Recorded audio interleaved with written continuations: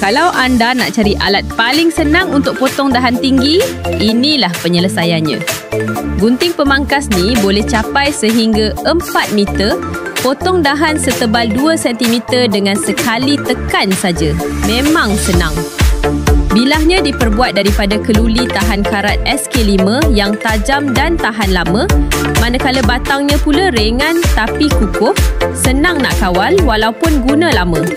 Pegangan ergonomik buat tangan tak lenguh, sesuai untuk lelaki, wanita atau warga emas. Sekarang, kerja kebun jadi cepat, selamat dan jimat tenaga. Lagi best, tengah ada diskaun 50% plus penghantaran percuma ke seluruh Malaysia, stok pun terhad.